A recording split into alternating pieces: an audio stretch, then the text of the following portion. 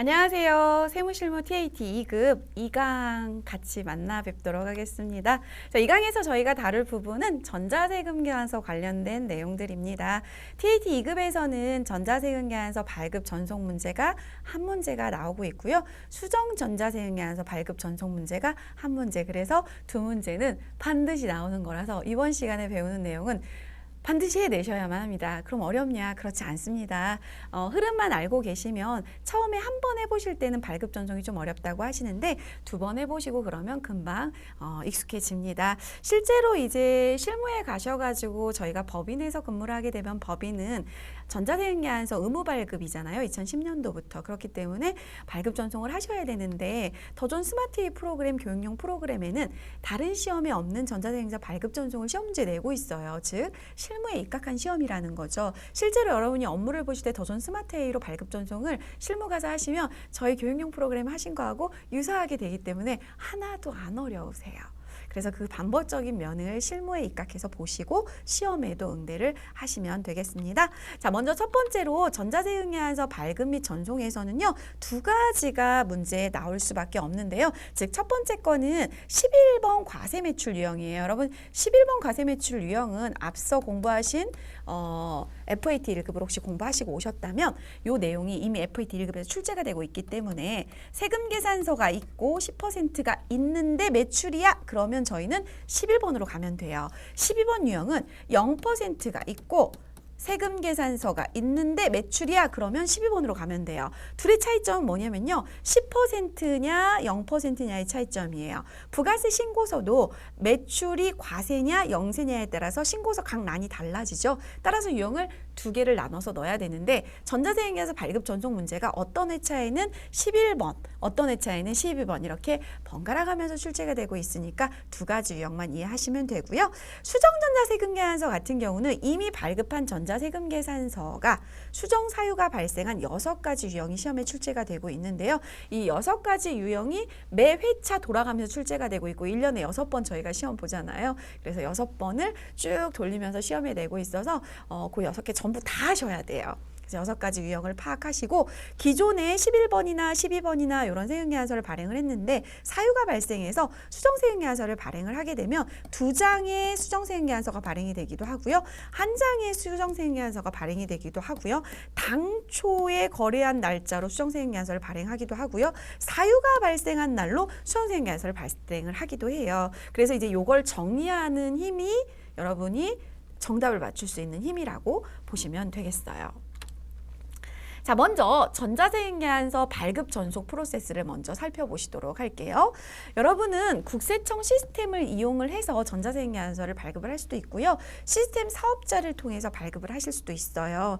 국세청 사이트에 접속해서 발급을 하시면 더존 스마트웨이를 쓰시는 분들이 국세청 사이트에 발급하게 되면 더존이 아닌 타사에서 발급을 한 게 되잖아요. 국세청이지만 이럴 때는 전자입력으로 더존은 인식을 해야 돼요. 그래서 1번 이렇게 가는 거고요. 실제로 시스템 사업자 중에 이제 더존에 관련된 빌 36524 이제 저희가 이거 만날 텐데요. 여러분 빌 36524는 빌지 365일 24시간 동안 전자세금 계산서 발급할 수 있다라는 거예요. 여기에 가서 하게 되면 전자입력란에 아무것도 넣으시면 안 돼요.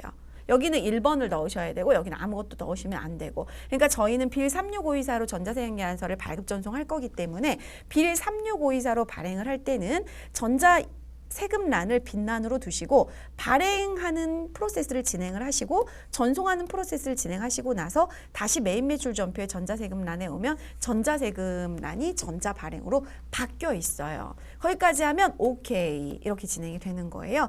만약에 빌 36524가 아닌 국세청이라든지 타 시스템 사업자한테 발행이 된 전자세금 계산서를 여러분이 가지고 계신다 그러면 그건 전자입력 1번으로 수동으로 입력하는 요 내용이 되겠어요. 근데 저희 시험에는 당연히 뭐가 나오겠어요? 더존 빌 36524로 전자세금 계산서 발급 전송하는 내용이 나오는 거죠. 자, 그러면 전자세금계산서 발급 유형이 앞서 말씀드린 것처럼 11번 과세매출과 12번 영세매출 두 가지가 시험지에 출제될 수밖에 없다 그랬죠. 이럴 경우에 저희가 빌 3654로 발행을 할 거기 때문에 전자세금란은 빈란으로 두시고 전표로 입력을 하시는 거고요. 이 전표 입력한 다음에 전자세금계산서 발행 및 내역관리에 가셔가지고 발행 전송을 하셔야 되는데, 첫 번째 하셔야 될 거는 전자발행을 먼저 누르시고, 두 번째로 전자발행이 된 걸 전송하러 아카데미 전자세금계산서 전송으로 가셔야 돼요. 그럼 앞서 말씀드린 것처럼 메인 매출 전표가 처음에는 전자세금란이 빈란이었는데 나중에는 뭘로 바뀐다? 전자발행으로 바뀐다. 이런 프로세스에 의해서 문제를 풀어가시면 돼요. 실제로 11번 메인 매출 전표 유형, 12번 메인 매출 전표 유형만 정확히 입력하시면 프로세스 하시는 건 어렵지 않으세요? 자, 그러면 관련된 예제를 살펴보도록 할 텐데요. 샘플 예제는 과세 매출 자료예요. 그래서 11번 과세 매출 자료로 전자세금계산서 발급 전송하는 거 같이 만나볼 텐데요. 2020년 4월 25일에 파워워킹화를 슈올즈에 100개를 5만 원씩 500만 원에 50만 원, 총 550만 원을 매출을 하셨어요. 그런데 저희는 슈올즈에 4월 20일, 저희는 25일 거래인데 5일 전에 계약금을 수령했대요. 그러면 요걸 조회해 보실 텐데, 계약금을 수령하면 선수금이라고 100만 원 회계 처리가 대변에 되어 있겠죠. 그리고 차변에는 보통 예금이나 현금이 100만 원 되어 있겠죠. 확인하시면 될 것 같고요. 그리고 나머지 금액은 우리은행 보통예금으로 이체를 받았다고 합니다. 그러면 실제로 이 거래가 일어났을 때 저희가 메인 매출 전표에 입력하는 이유는 뭐냐면, 곧 전자세금계산서를 저희가 발행할 거니까 10% 세금계산서가 있고, 그리고 뭐니까? 매출이니까. 매출인 건 어떻게 알아요? 저희가 골든슈즈고 공급자니까 알게 되는 거죠. 따라서 메인 매출 전표에 입력을 할 때는 제품 매출 부분, 저희 제품을 공급했으니까요. 제품 매출 부분에 500만 원이 입력이 되고, VAT 매출세 예수금 부분에 50만 원이 대변에 입력이 되겠죠. 그러면서 차변에 선수금이 정리가 100만 원이 되는 거죠. 그리고 나머지가 뭐가 되는 거예요? 보통예금이 되는 거죠. 이해 가시죠? 요거 입력하시고 나서 전자세금계산서 발행 및 내역 관리 가도록 하겠습니다. 그러면 요 금액이 100만 원이라고 하니까 550만 원 중에서 100만 원을 차감하면 얼마가 입금이 됐을까요? 450만 원이 입금이 되겠죠. 따라서 보통예금 우리은행은 450만 원으로 걸리겠죠. 저희 더존 스마트이 프로그램 입력하러 한번 가서 실제로 메인 매출 전표 입력하신 다음에 이제 집중해서 보셔야 될 건 1번은 많이 해보셨을 것 같으니까 2번에 대한 내용을 해보실 텐데, 2번의 내용 하면서 전자세금계산서 발행하고 전송을 할 때요. 저희가 뭘 조심하셔야 되냐면, 결제 내역하고 전송일자는 고려하지 말 거. 근데 이게 꼭 무슨 단서 같아갖고 요거 어떡하지라고 질문하시는 분들이 계시는데, 저희가 곧 전자세금계산서 발행하러 가면 하단에 이게 외상인지 현금인지 뭐 이런 거 기록하는 게 있어요. 그거 무시하겠다라는 얘기고요. 여러분이 실제로 실습하는 날짜 있잖아요. 그 날짜가 전송일자로 인식이 되는데, 실제로 4월 25일 날 저희가 전자세금계산서를 발급하잖아요. 그럼 전송은 다음 날까지 전송을 하게 돼 있어요. 근데 만약에 4월 25일자인데 시험을 6월 달에 보고 있다 그러면 6월 달에 전송한 게 되잖아요. 그렇기 때문에 전송일자는 고려하지 말 것이라고 나오는 거예요. 자, 더존 스마트이 프로그램 메인 매출 전표 입력 가서 입력하고 전자세금계산서 발급 전송하면서 유의사항까지 살펴보도록 하겠습니다. 더존 스마트이 프로그램 사용급수는 TAT 2급을 선택을 해주시고요. 저희가 2638의 주식회사 골든슈즈로 로그인을 하셔서 이제는 전표 입력의 메인 매출 전표 입력으로 들어가 주셔야 되겠습니다. 부가가치세 관련된 거래이기 때문에 메인 매출 전표 입력을 하고요. 작성 연월일 4월 25일 정확히 입력해 주시고요. 10% 있고 세금계산서 있고 매출이므로 11번 과세 매출 유형이고요. 품명이 2개 이상이면 상단부에 복수 거래를 눌러 주시고요. 품명이 하나이기 때문에 파워워킹화, 그리고 수량은 100개, 단가는 5만 원에서 500만 원에 50만 원이고요. 거래처 코드는 슈올즈. 여기서 잠깐 멈춰주시죠. 자, 앞서 말씀드린 것처럼 저희가 빌 36524 더존 스마트이 프로그램으로 전자세금계산서를 발급 전송할 때는 전자세금란을 어떻게 해야 된다 그랬죠? 어떻게 해야 된다 그랬죠? 여러분 있잖아요. 저와 이렇게 강의를 함께 호흡하실 때는 스스로 목소리를 내서 대답해 주시는 게 정말 중요해요. 그래야 여러분 공부가 2배로 잘 됩니다. 하단의 메시지에 보시잖아요. 그럼 0번은 삭제, 1번은 전자 입력인데 빌 36524로 발행하는 경우는 입력하지 말아라. 외부의 전자세금계산서인 경우는 1번 전자 입력해라. 이렇게 친절하게 메시지가 있어요. 시험장에 가서 당황스러우실 때는 항상 메시지를 쳐다보자 라는 걸로 기억을 해주시면 좋겠습니다. 따라서 저희 빌 36524 갈 거기 때문에 입력하지 않고 엔터 치고 넘어갑니다. 자, 대금 관계에는 슈홀즈에서 4월 20일에 계약금 100만 원을 수령했다고 하는데요. 저희 계약금을 수령한 거는 메인 매출 전표하고 관계가 없다면 아마도 일반 전표에 있을 것 같아서 4월 20일자를 갔더니요. 슈홀즈에 현금으로 100만 원 수령한 게 있습니다. 그러면 이 100만 원 수령한 거 대변에 있는 게 차변으로 정리가 되겠네요. 따라서 분계는 혼합으로 걸어야 되겠죠. 선수금 정리가 들어가니까요. 너 제품 매출 맞니? 라고 째려보세요. 왜냐하면 환경 설정에서 기본적으로 메인 매출 전표 입력을 하실 때 회계 쪽 파트의 TAT 2급은 제품 매출 외상 매출금 원재료 외상 매입금으로 회계 처리가 세팅이 되어 있고요. 신용카드 거래를 입력을 하실 때는 매출은 카드 체크원 108번 외상 매출금, 매입은 253번 미지급금으로 되어 있어요. 그렇기 때문에 자동으로 회계 처리가 된단 말이죠. 그러면 자동 전표를 계속 의지하다 보면 나중에 비품을 샀는데도 비품을 팔았는데도 제품 매출로 그냥 두시게 되고 차량원 망고를 팔았는데도 제품 매출로 그냥 두시게 되고 이런 현상들이 발생을 한단 말이에요. 그러니까 항상 하단 분계를 꼭 피드백하자. 너 제품 매출 맞니? 나 파워워킹하고 문제에서 슈홀즈에 제품을 공급하고 이렇게 되어 있었어. 오케이. 자, 그럼 차변만 하시면 되겠죠. 차변에는 방금 보셨던 대금인 선수금이 정리가 들어가야 되겠죠. 금액은 100만 원. 그리고 나머지 금액 빨간색 글씨 볼까요, 여러분? 더존 스마트 프로그램에서는요. 계속해서 차변 대변을 인지를 하면서 남은 금액을 빨간색으로 차액을 띄워주고 있어요. 따라서 잔액은 우리은행 보통예금 계좌 103번에 빨간색 글씨 보고 450만 원이 들어오는 거죠. 자, 이렇게 해서 차대변이 맞으면 다음 전표로 얘가 줄을 바꿔버리는데요. 다시 올라가셔서 이 부분을 참고를 해 주셔야 됩니다. 저희 실무수행 유의사항에 채권, 채무, 예금에 대해서는 거래처 코드를 반드시 입력할 것 이렇게 되어 있잖아요. 따라서 상단부에 슈홀즈가 그대로 내려왔기 때문에 보통 예금이 슈홀즈로 되어 있다는 거죠.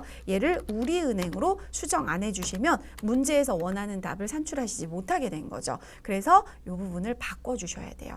하단 분계 피드백 해보도록 하겠습니다. 차변의 선수금이라고 하는 유동부채의 감소 100만 원, 차변의 보통예금이라고 하는 당좌 자산의 증가 450만 원, 우리은행 코드 바꿨고요. 대변의 제품 매출이라고 하는 영업수익의 발생 500만 원, 대변의 부가세 예수금, 유동부채의 증가 50만 원 거래가 되겠습니다. 자, 두 번째로 저희 이 전표를 가지고 어디로 가야 돼요? 전자세금계산서 발급 전송하러 가야 되겠죠? 부가세 2 메뉴에 네 번째에 보시면 전자세금계산서 발행 및 내역 관리가 보여지고 있습니다. 클릭하셔서 날짜 4월 25일자로 엔터 하시면 저희가 작업한 내용들이 보여지시죠? 체크 먼저 해주시고요. 전자 발행을 할 건데 이 부분이 여러분 가로 열고 전자세금계산서 발급 시 결제 내역 이거예요. 결제 내역 무시하자라는 거예요. 그러니까 실제로는 보통 예금 받은 거는 현금에 쓰면 될 것 같고 미리 정리해서 현금으로 받은 거는 선수금이니까 여기다가 모두 다 쓸 것 같긴 한데 이걸 정확하게 이제 맞았다 틀렸다 답을 산출하기는 참 모호한 부분들이 있어서 시험에는 저렇게 단서가 나오는 것 같습니다. 전자세금계산서 발급 시 결제 내역 무시했고요. 입력 안 하셔도 된다는 얘기고요. 전자발행 눌러서 확인을 눌렀더니 기본적으로 전자세금계산서 양식이 보여지고 있는데 이 하단에 아무것도 입력하지 않아서 이렇게 보여지는 거고요. 발행 버튼 눌러주시면 발행이 됐습니다. 자, 여기 발행 대상이라고 나와 있는데요. 이 부분은 저희가 전송하고 나면 내용이 바뀝니다. 그래서 아카데미 전자세금계산서를 클릭을 하시면 가상의 빌 36524가 보여지고요. 로그인 버튼 누르셔가지고 매출 조회. 이 매출 조회가 생각이 안 난다고 하시는 분들도 계세요. 시험장 가면 너무 긴장해서 왜 아무것도 안 나오지? 요거 꼭 눌러주셔야 돼요. 그러면 미전송 상태의 슈홀즈게 나오잖아요. 4월 25일자 건데 미전송 상태에 요거 상단부의 주황색깔 발행이나 오른쪽 우측의 주황색깔 발행이나 왼쪽 하단의 발행 보라색 아무거나 눌러도 돼요. 발행 눌러주시고 확인하시면 발행이 됐고요. 전송 성공이라고 뜨죠? 여러분 국세청 전송설과 탭 한번 가볼게요. 시험에서는 여기 안 가셔도 되지만 매출 조회를 눌러서 보시면 저희 아까 문제에서 전송일자 고려하지 말 것 이렇게 되어 있잖아요. 실제로 여러분 저희가 전표 작성일자는 4월 25일인데 여러분하고 저하고 강의하는 2020년 3월 27일로 전송일자가 되어 있잖아요. 실제로는 4월 25일 날 작성일자면 이제 저희가 이날 발급을 해서 다음 날까지 전송을 해야 되는 말이 안 되잖아요. 여러분이 문제 푸는 그 기간 자체가 이 전표하고 날짜 작성 연월이 안 맞아서 그러니까 요거 고려하지 말란 얘기예요. 근데 의외로 이거 질문을 되게 많이 하세요. 왜냐하면 떨어지기 싫으니까 나는 꼼꼼히 공부하고 싶어. 이런 되게 긍정적이고 열정적인 마음인 거죠. 그래서 제가 이제 많이 질문을 받다 보니까 말씀을 좀 드렸습니다. 이렇게 해서 전자발행 다 하고 나서 여기 조회해 보시면 전송 성공이라고 뜨고요. 메인 매출 전표 입력에 들어가서 또 조회를 눌러주시면 여기가 전자발행이라고 입력이 되면 박수! 아주 잘하신 거예요. 이렇게 해서 메인 매출 전표 입력의 내용 하셨고 전자세금계산서 발행 및 내역 관리까지 하셔서 전송까지 마무리하신 걸로 해서 문제풀이는 마무리가 됐습니다. 이제 수정 전자세금계산서 발급 관련된 내용을 볼 텐데요. 전자세금계산서를 발급을 했는데 수정 사유가 발생을 했어요. 그러면 반드시 적법한 사유를 선택하셔야 돼요. 아니면 가산세 문제가 따르기 때문에. 그래서 수정세금계산서로만 발급해야 돼요. 더존 스마트A 프로그램은요. 세금계산서 발급한 거래를 체크해서 상단부에 수정세금계산서를 클릭을 하게 되면 이 내용이 자동적으로 프로세스가 진행되게 편리하게 해놨어요. 따라서 메인 매출 전표 입력에서 원래 있었던 전표를 체크하고 수정세금계산서를 체크해서 입력을 하시면 되고요. 전자세금계산서니까 발급하고 전송을 앞전 문제 풀어보신 것처럼 똑같이 이제 하시면 되겠어요. 그래서 발급 전송까지 하시면 되겠고요. 저희가 이제 수정세금계산서 입력을 하실 때는 수정 사유가 어디에 속하는지 그 사유가 6가지가 나오거든요. 그 사유에 대한 공부를 좀 하시고 나서 가셔야 되겠어요. 여기 수정계산서라고 써놓긴 했지만 세금계산서예요.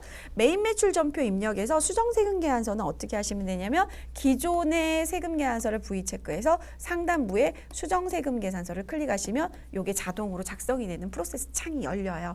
이걸 하시고 나면 전자세금계산서 발행하고 아카데미 전자세금계산서 전송하면 다시 원래 수정세금계산서에 와보면 전자발행되는 거는 앞서서 풀어보신 문제하고 똑같은 내용입니다. 자, 그러면 6가지 사유를 좀 알고 있어야 시험에 적절하게 대응을 하실 거잖아요. 근데 여러분 사실은 제가 실무를 해보니까 실무에서 이거를 이해 못하시는 분들이 너무 많아서 본의 아니게 이를테면 가산세 부분하고 연결이 안 되는 걸로 할 수 있음에도 불구하고 그냥 막 뒤에 가서 마이너스로 그냥 다시 하시고 이러는 사례들이 많이 발생해서 실제는 이거 실무에서 정말 중요한 업무이기 때문에 여러분이 시험에서도 중요하지만 지금 6가지 사례를 저하고 살펴보시는 거를 잘 기억을 하셨다가 실무에 가서 이 수정세금계산서 발급 사유가 생겼을 때 그 내용을 정확히 처리하시면 되겠습니다.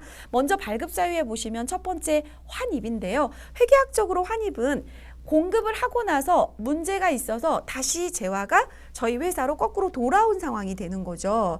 그러면 환입이 됐다는 건 뭐냐? 원래 저희가 10개를 공급을 했는데요. 2개만 반품이 됐어요. 이런 거죠. 그러면 10개 공급한 건 사실이잖아요. 그러면 2개만 반품 처리됐으니까 2개만 마이너스를 하시면 되는 거잖아요.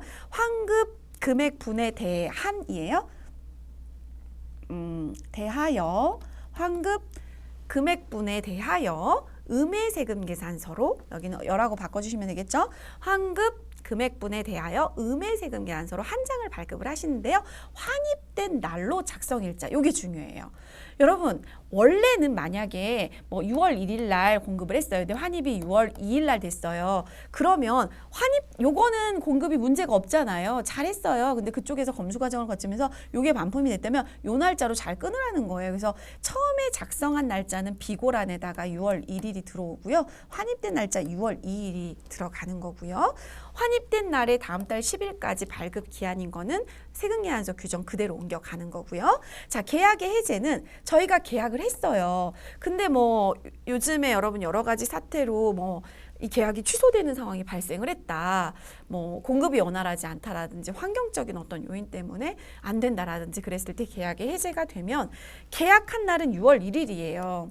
근데 계약 해제는 6월 뭐 20일 날 계약 해제가 됐어요. 이럴 경우에 어떻게 할 것이냐라는 거죠. 그럼 6월 1일 거 거래 문제 없잖아요. 계약했을 때는 문제 없었을 때니까. 근데 6월 20일 날 계약이 해제됐다면 6월 20일 날짜로 비고의 6월 1일 날 계약금에 대해서 주고받았던 게 있었는데 그게 해제된 거야. 그러면 해제된 거 한 장이 6월 20일자로 발급이 되는 거죠. 앞에 하고 똑같죠, 여러분.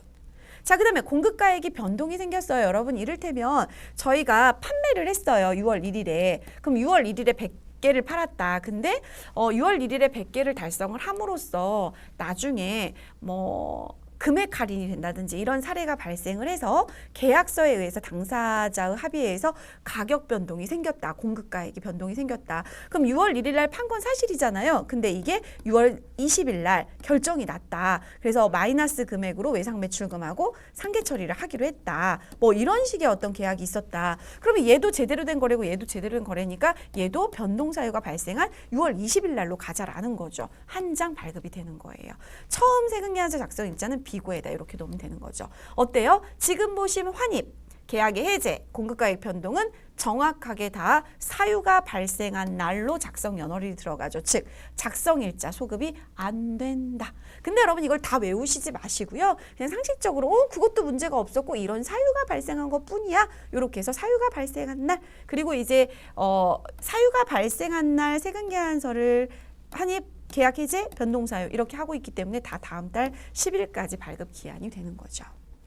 자, 두 번째로 발급 사유를 볼 텐데요. 얘는 이제 이야기가 달라요. 작성일자를 소급해서 당초 날짜를 생각하시면서 가셔야 돼요. 자, 내국신용장 사후 개설 부분을 보도록 할게요. 얘는 2장 발급이 돼요. 어떻게 2장이 발급이 되냐면요. 여러분 저희가 6월 1일 날은요. 별 문제가 없이 10%의 세금계약서를 발급을 했어요. 그래서 몇 번 유형으로 했겠어요? 11번 과세 매출 유형으로 저희가 매출을 일으켰어요. 그런데 상대방이 내국신용장 사후 개설을 해서 가지고 온 거예요. 근데 그 내국신용장은요. 과세기간 종료 후 25일까지만 저희 눈앞에 온다면 보통 부가세 신고가 확정 신고가 7월 25일, 1월 25일이잖아요. 그때까지 눈앞에 온다면 이거를 수정해서 마이너스로 할 수가 있다는 거죠. 즉 어떻게 마이너스냐면 11번 과세 매출은 마이너스로 하면 제로 상태가 되잖아요. 내국신용장이라는 거는 영세율을 증명하는 서류니까 12번으로 해서 플러스. 근데 여기는 10%가 마이너스 되는 거고 여기는 0%가 발행이 되는 거잖아요. 그래서 2장이 발급된다는 얘기예요. 원래 10%짜리를 마이너스로 제거하고 0%짜리를 한 장을 발급을 해야 되니까요. 자, 비고란에는 내국신용장 개설일자가 나와요. 왜냐하면 25일 이내의 규정이 있기 때문에. 그래서 7월 25일 과세기간은 확정 과세기간 1월부터 6월까지 그리고 7월부터 12월까지는 1월 25일이잖아요. 내국신용장 개설일의 다음 달 10일까지 발급 기한이고요. 과세기간 종료 25일 이내에 개설된 경우는 25일까지 발급이 되면 되겠어요. 그래서 2장이 발급 프로세스가 진행이 돼요. 여러분 혹시 내국신용장에 대한 이해도가 조금 없으시다면 제가 잠깐 설명을 드리면요. 여기 외국 기업이 저희 나라 A한테 물건 좀 줘 이렇게 오더를 내렸어요. 근데 외국 기업이 원래 자국에 은행에 가서 LC라는 신용장을 발급을 받아서 이게 국내 은행으로 넘어오게 되면 저희는 이 물건을 얘한테 수출하기 위해서 얘한테 무언가를 사와야 되는 국내 B한테 원단 같은 거를 거래를 하게 됐어요. 슈즈 원단 같은 거를. 그러면 얘가 얘한테서 받은 LC를 대상으로 자국 은행에 가면 로컬 LC 즉 내국 신용장이라는 걸 발급받을 수가 있어요. 그러면 이 내국 신용장을 얘한테 주면 얘는 우리한테 매출을 일으킬 때 0%로 할 수 있는 근간이 마련이 되는 거예요. 근데 이렇게 해주고 싶었지만 과거에 6월 1일 날은 이 근거 자료 내국 신용장 로컬 LC가 없었던 거예요. 그렇기 때문에 10%로 갔던 거죠. 그러니까 후순위로 다시 0%로 하기 위해서 10%를 제거하고 0%를 플러스로 만든 거예요. 자, 그다음에 기재사항 착오 정정은요. 필요적 기재사항 등을 착오나 착오 외의 사유로 잘못하게 되는 경우 세율을 잘못 적용하는 경우에 나는 2장의 세금계약서를 발급하게 되는데요. 음의 세금계약서 한 장과 정확한 세금계약서 한 장, 그러니까 잘못한 거에 대해서 오류난 거에 대해서 마이너스 한 장, 제대로 정상인 거에 대해서 플러스 한 장 이렇게 가야 된다는 거죠.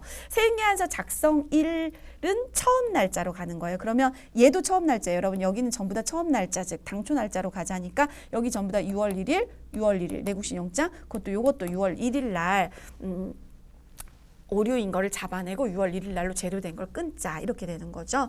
그 다음에 착오에 의한 이중 발급은요 한 장이 발급이 돼요. 왜냐하면 6월 1일 날 한 장 발급했는데 어머 깜빡하고 6월 1일 날 또 하나를 발급한 거예요. 전표 번호가 1번, 전표 번호 2번 이렇게 존재하고 있는 거예요. 2번 전표를 음해세금계산서로 마이너스로 제거하는 것도 당초 날짜 6월 1일로 가면 되겠어요. 발급 기한은 내국신용장은 내국신용장 개설일의 다음 달 10일이나 과세기간 종료 25일 이내까지, 그리고 차고 같은 경우는 차고 사실을 인식한 날, 차고 외에는 확정신고 기한까지, 그리고 차고에 의한 이중반급은 차고를 인식한 날 마이너스를 작성을 하시면 되죠. 이렇게 6가지를 살펴보셨는데 지금 이렇게 파란색으로 되어 있는 6가지 있죠. 그 아이들이 세개 묶음으로 생기죠. 앞에서 보셨던 거 환입, 계약, 예제, 공급가액의 변동은 작성일자 소급이 안 되는 사유가 발생한 날, 내국신용장 사후개설과 기재사학 차고 정정과 차고에 의한 이중 발급은 작성일자를 소급해서 당초 날짜로 가시는 내용이에요. 자, 이렇게 해서 저희가 2638이라는 회사를 열어서 수정세금계산서도 발급하는 것과 전송하는 거를 해보도록 할 텐데요. 먼저 여러분 저희 날짜는 5월 30일이에요. 골든슈즈가 슈닷컴에게 이렇게 건강신발을 판매를 했는데 5월 30일에 판매하고 나서 사후에 내국신용장이 발급이 됐는데요. 언제 발급이 됐어요? 6월 15일이니까 7월 25일 이 내죠. 오케이 괜찮아 라는 거죠. 그러면 저희는 이 부분에 대해서 당초 공급 일자 5월 30일자 거 지금 10% 과세된 거 이 부분은 뭘로 마이너스 10%로 한 장 작성이 나오고요. 그리고 당초 날짜로 또 플러스로 0% 한 장 나오게 되는 거죠. 근데 저희가 그대로 이 2장을 수동으로 입력하는 게 아니고요. 자동으로 프로세스가 진행이 되는 화면이 더존 스마트에서 나옵니다. 그 진행되는 거를 그대로 따라가면서 저하고 같이 하시면 되겠고요. 평가 문제는 내국신용장 사후 개설에 때는 수정세금계산서를 발급 전송까지 하시라고 하니까 전표 입력 부분을 자동 프로세스에 의해서 살펴보시고요. 두 번째 전송하고 발급하고, 발급 먼저 해야 되겠죠. 발급하고 그리고 전송하는 것까지 가보도록 하겠습니다. 자, 더존 스마트 A 프로그램 2638번 작업 한번 해볼게요.